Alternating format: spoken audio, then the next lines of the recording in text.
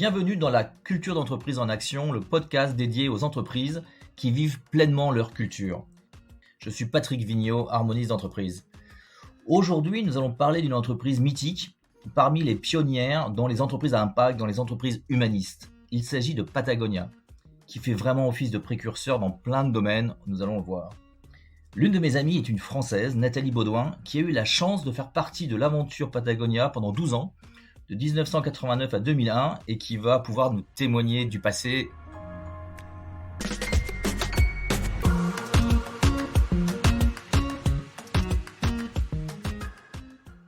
Nathalie, bonjour.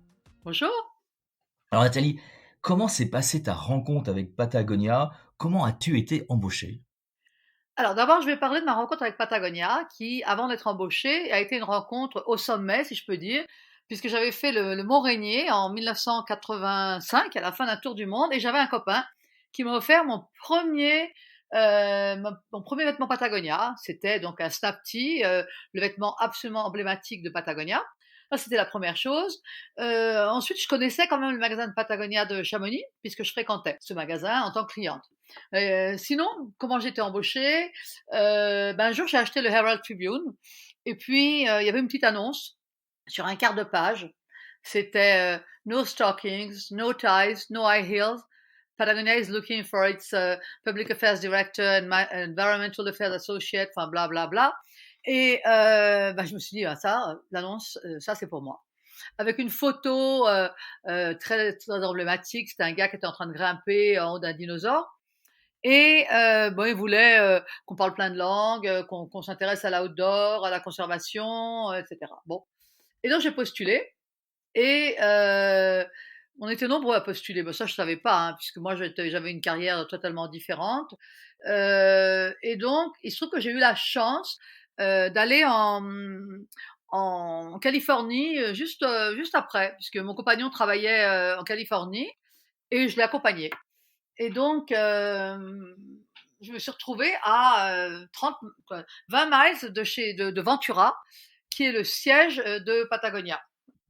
Donc, je me suis pointée juste comme ça. Je dis, tiens, voilà, je suis la Française qui est postulée pour le job et tout. Et, là, le premier jour, on m'a dit, non, voilà, vous reviendrez demain et demain, vous allez rencontrer la CEO qui s'appelle Chris McDavid Tompkins. Vous allez rencontrer la directrice du recrutement et vous allez rencontrer, qu'est-ce que j'ai rencontré encore? Ah oui, le directeur international. Bon, donc entretien, et tout. Et puis, moi, je me suis tout de suite sentie à l'aise et ils m'ont gardée quasiment toute la journée, puisqu'après ils m'ont fait visiter les bureaux, là où ils faisaient les vêtements, et cetera. Bon, puis après, moi, j'y ai plus pensé, on est parti skier, enfin, et puis après, je suis rentrée en France où avaient lieu les véritables entretiens européens. Parce qu'il faut bien comprendre une chose, c'est que le siège européen était à Paris, mais le siège monde est en Californie. Et c'est vraiment deux mondes différents, hein, puisque la création, tout se fait quand même aux États-Unis, hein. Et donc, bon, bref, j'ai été embauchée alors que je ne connaissais pas vraiment la communication, alors que je n'avais pas du tout travaillé dans cette branche-là. Et puis, je crois que je correspondais exactement à ce qu'il leur fallait à ce moment-là. Et un peu plus tard, j'ai passé donc 4 mois de training en Californie. Et un peu plus tard, j'ai rencontré le fondateur qui s'appelle Yvon Chouinard. Et lui, il m'a dit, de toute façon, moi, ce qui m'intéresse, c'est des gens qui sont passionnés par le plein air, qui sont passionnés par la protection de l'environnement, le business, je peux toujours leur apprendre. J'ai pas besoin de quelqu'un qui a fait une école de commerce pour faire ce job. C'est vraiment des passionnés que je veux. Donc voilà. Voilà comment je suis arrivée chez Patagonia.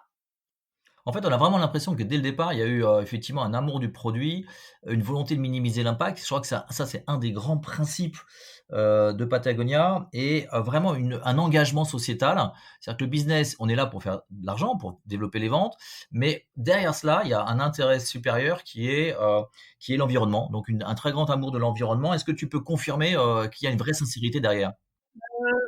Faire de l'argent, ça a jamais été un objectif. Mais alors vraiment jamais.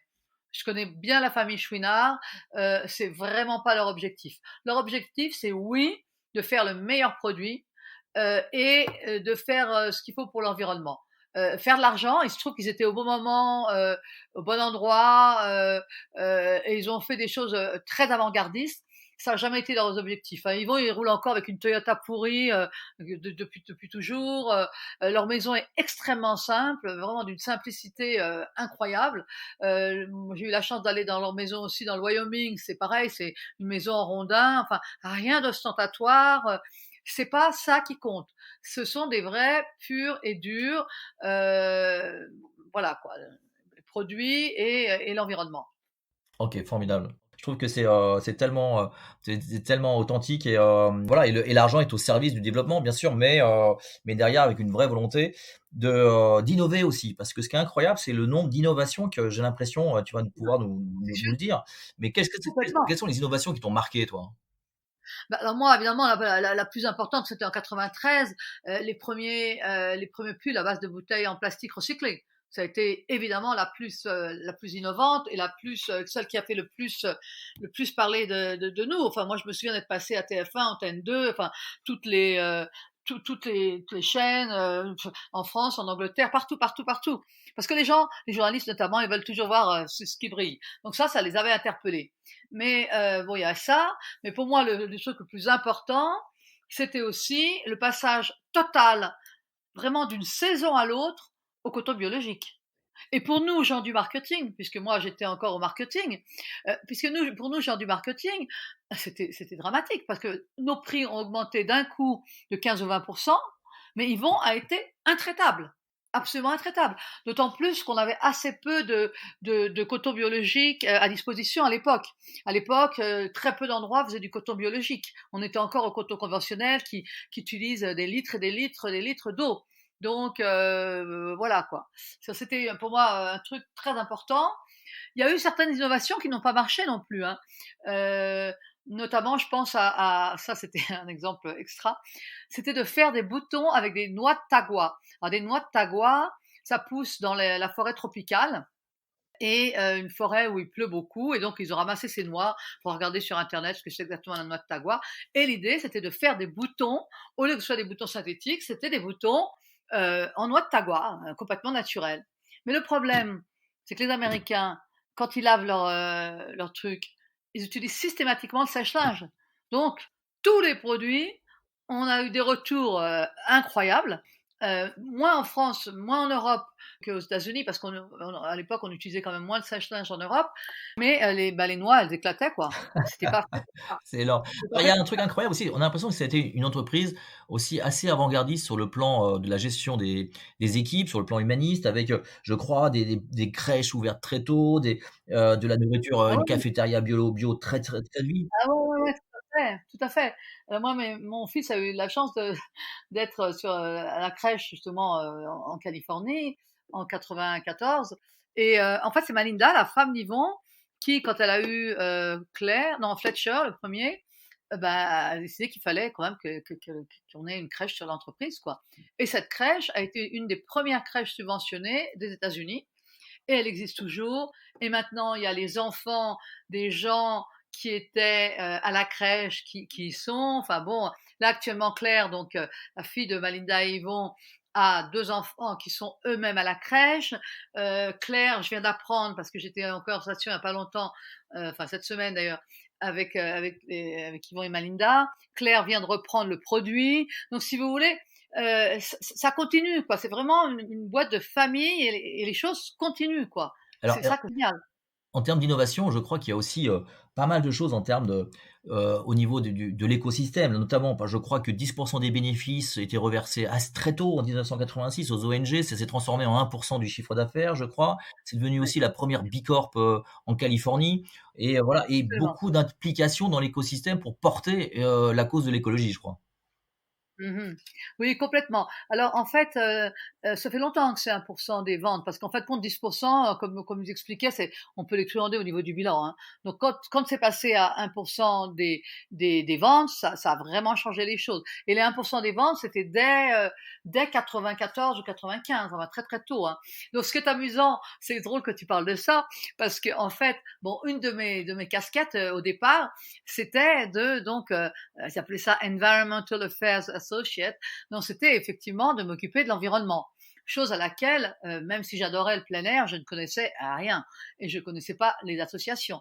Donc il a fallu que j'aille à la pêche aux associations. J'avais quand même pas mal d'argent pour l'Europe, donc pour trouver des gens à qui on allait donner de l'argent.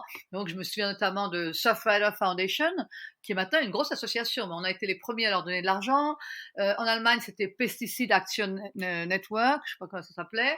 Qu'est-ce qu'on a eu encore? On a eu Mountain Wilderness, qui est sur tout l'arc alpin. Enfin, bon, et puis ça continue. Maintenant, ça s'est beaucoup professionnalisé. Il y a un board, enfin, il y a je crois que sur toute entreprise européenne, il y a des gens qui sont dessus. Il y a une directrice de l'environnement. Enfin bon, oui, ben moi, c'était vraiment le début. Nous, en Europe, quand j'ai commencé, on ne faisait rien du tout comme chiffre, hein. C'était 100 millions quand je suis arrivée, 100 millions de dollars, dont l'Europe, vraiment, peut-être 10, enfin, rien du tout, quoi.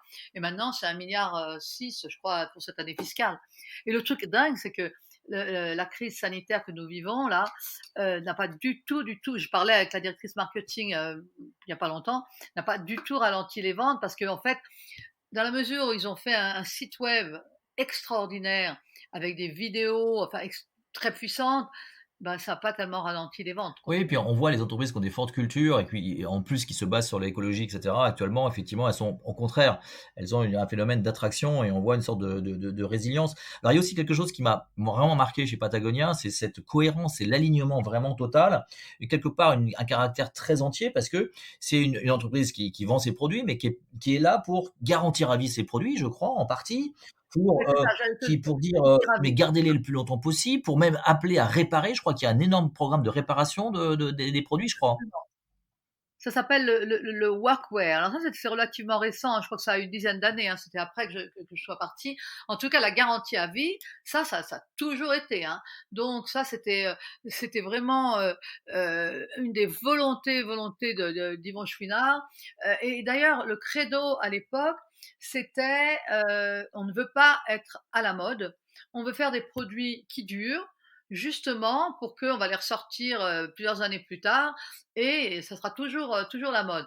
Maintenant, dans les marques, on a vraiment une pression des gens du marketing et du produit pour adapter les marques, que ce soit j'ai entendu ça chez Vuitton, dans toutes ces marques, même chez Montblanc, j'en parlais avec quelqu'un, ils veulent customiser, machin, etc. Alors ça, Yvon, on a toujours refusé, hein. C'est toujours des produits qui sont classiques. Son modèle en France, c'était Agnès B, d'ailleurs, par exemple qui a jamais dévié. Enfin, c'est tout. Vous avez des machins Agnès B, j'en ai moi depuis des années d'université, on les met encore.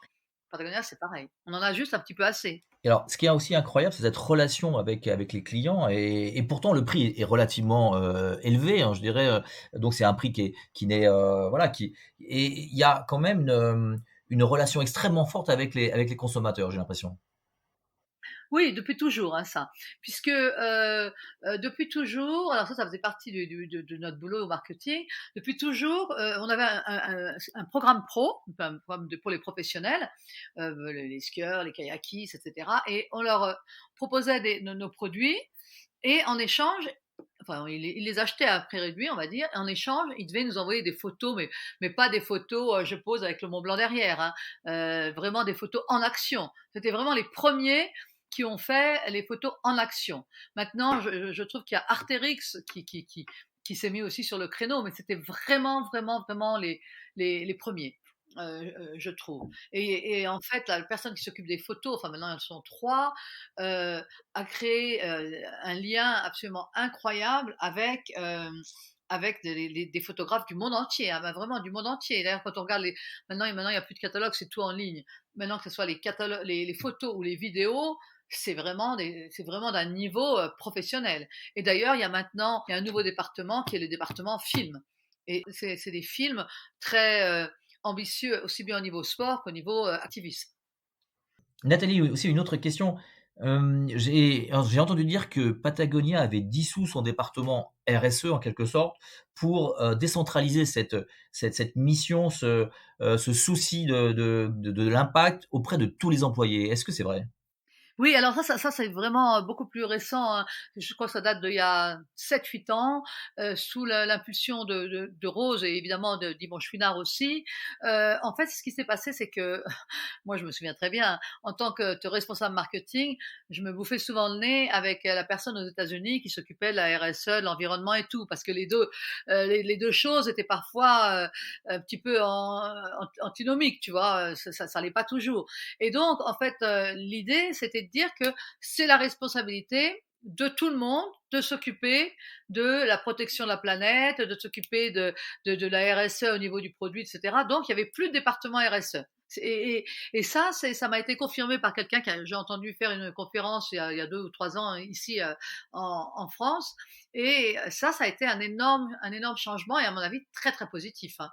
Dans la job description, c'est marqué maintenant, hein. Ça fait partie de ta job description. Ok, formidable. Et alors, il y a aussi, il y a aussi un bouquin, en fait. Yvon Chouinard a écrit un bouquin qui s'appelle Let My People Go Surfing. Et je crois que l'idée, c'est de dire qu'un vrai surfeur va surfer lorsque les vagues, la marée, le vent sont en rendez-vous. Et grosso modo, faut laisser aussi les gens, faut leur laisser une marge de liberté. Et il y a donc, je crois, toujours eu un environnement favorable, assez favorable, très, très respectueux de l'équilibre de vie professionnelle, famille. Est-ce que tu peux en témoigner, ça?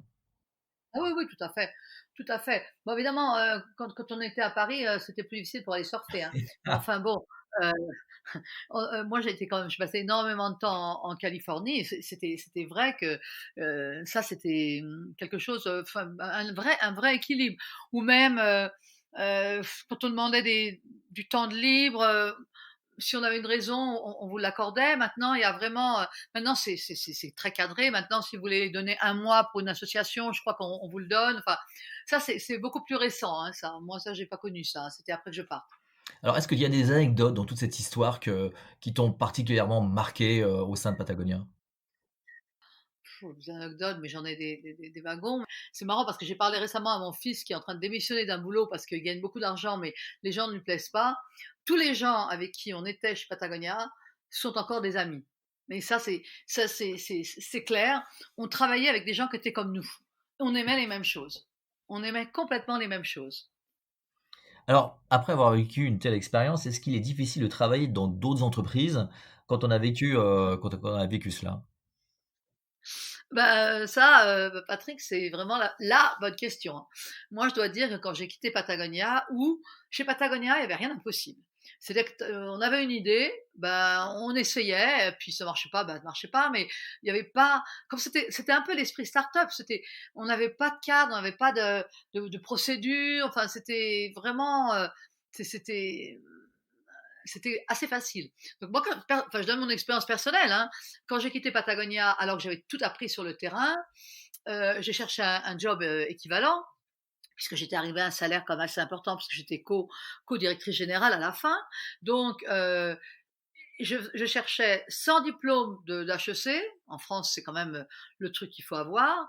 Avec une expérience, parlant 4 langues, mais ça on s'en fiche, avec une expérience internationale incroyable, mais à chaque fois j'étais en finale, mais ils prenaient une fille beaucoup plus classique que moi. Mais j'étais chez Swatch, j'étais chez, enfin, je vais te dire partout, quoi. Enfin, non, j'exagère, mais enfin, j'ai beaucoup cherché et, et vraiment, j'ai fait 1 an de chômage, j'ai eu beaucoup, beaucoup de mal.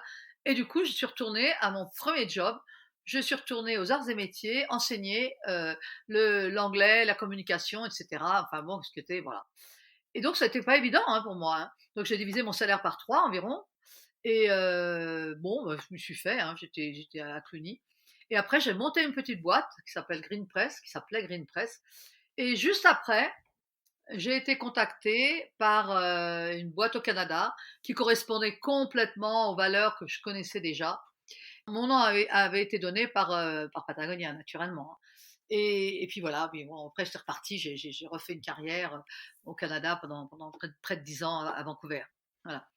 Moi, j'aurais voulu conclure en parlant Ouais. de l'importance du fondateur, qui va décider et qui va pouvoir mettre l'accent sur ce qui lui tient à cœur. Parce que quand vous avez des actionnaires, quand il y a des conseils d'administration, des choses comme ça, vous êtes plus libre. Et en fait, que ce soit Yvon, Malinda et maintenant leurs enfants, les 4 Chouinards, ils sont maîtres à bord.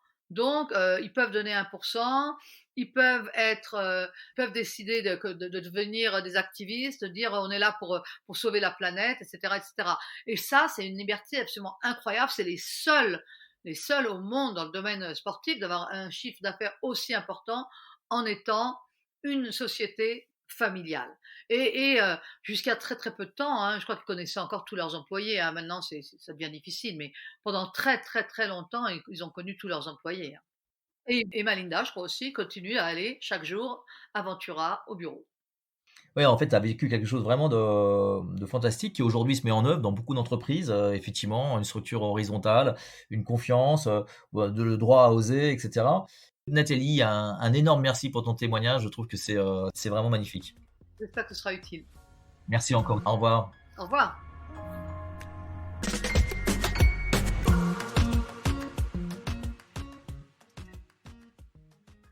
C'est assez mythique d'une entreprise qui, voilà, qui était une entreprise à mission, on pourrait dire aujourd'hui, et respectueuse de l'environnement, respectueuse de ses employés aussi extrêmement important et très entière. C'est-à-dire que moi, ce qui m'impressionne dans Patagonia, c'est cet alignement, cette cohérence. On voit vraiment que cette quête d'être droit dans ses bottes, voilà, quitte à même voilà, garantir les vêtements à vie. Donc bien sûr qu'on va limiter le chiffre d'affaires, mais on voit que c'est une entreprise qui s'est développée de manière incroyable, puisque 1,5 milliard de dollars de chiffre d'affaires aujourd'hui, donc c'est vraiment remarquable.